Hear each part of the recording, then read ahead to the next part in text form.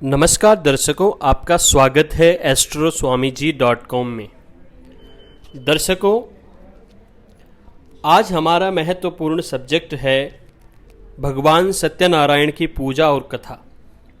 इस कथा का मुख्य प्रायोजन होता है व्यक्ति या फिर हमारे जीवन में जुड़ी हुई महत्वपूर्ण घटनाओं से, और उन घटनाओं का सीधा संबंध होता है हमारे जीवन में जो भी हमारी मनोकामनाएं होती हैं, जो किसी वजह से अपूर्ण रहती हैं या फिर पूर्ण हो जाती हैं। उन दोनों ही घटनाओं का भगवान सत्यनारायण की पूजा से सीधा मतलब होता है।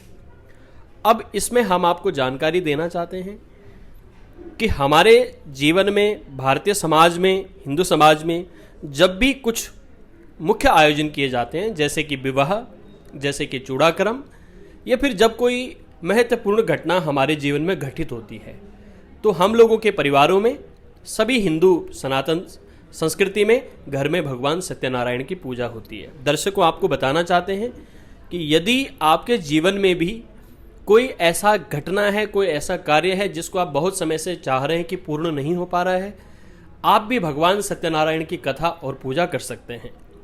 इस पूजा के प्रभाव से जो भी मनोकामना होती है, जो भी आप अपने मन में मनोकामना लाते हैं, वो निश्चित रूप से पूर्ण होती है। और भगवान सत्यनारायण, जो कि लक्ष्मी नारायण का ही स्वरूप हैं, उनका दिव्य आशीर्वाद भी प्राप्त होता है। ऐसा कहा जाता है कि भगवान सत्यनारायण की पूजा करने वालों के जीवन में यदि भय होता है तो वो भय मुक्त हो जाते हैं।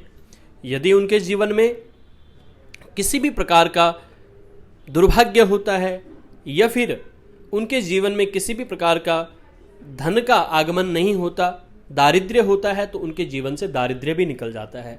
घर में यदि वास्तु के दोष हैं या फिर नवग्रहों के दोष हैं, वो भी भगवान सत्यनारायण की पूजा से समाप्त हो जाते हैं। कैसे करें भगवान सत्यनारायण की पूजा?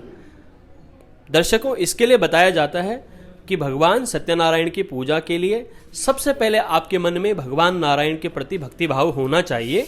उसके बाद आप शाम के समय में अपने घर में भगवान सत्यनारायण की पूजा और कथा कर सकते हैं। सुबह उठ करके स्नान के बाद संकल्प करें। संकल्प करने के बाद दिन भर आप कुछ भी कार्य करते हैं, उसमें ओम नमो नारायणाय नमः इस मंत्र का आप जाप करें। इस मंत्र के जाप के प्रभाव से आपके जीवन के सभी प्रकार के जो संकट होते हैं वो दूर हो जाते हैं, सभी प्रकार के जो पाप होते हैं वो दूर हो जाते हैं, और भगवान सत्यनारायण की दिव्य कृपा मिलती है। जिस भी किसी दिन आपके मन में भगवान के प्रति भक्ति हो, आप इस पूजा को आयोजन करा सकते हैं। इसके साथ ही आपको हम बताना चाहते हैं कि सत्यनारायण भगवान की पूजा में चावल का फिर या गेहूं का जो चूर्ण होता है, उसमें शक्कर मिला करके जो है पंजीरी या फिर चूरमा बनाया जाता है, और पंचामृत दूध, दही, घी, शक्कर, शहद के द्वारा, तुलसी पत्र के द्वारा बनाया जाता है, जो कि सभी भक्तों में बांटा जाता है। और भगवान सत्यनारायण की दिव्य पूजा नृत्य और गीत के साथ व्यक्तियों को करनी चाहिए। तो दर्शकों, ये थी आज की जानकारी कि किस प्रकार से भगवान सत्यनारायण की पूजा की जाती है और किस प्रकार से उसका प्रभाव पड़ता है।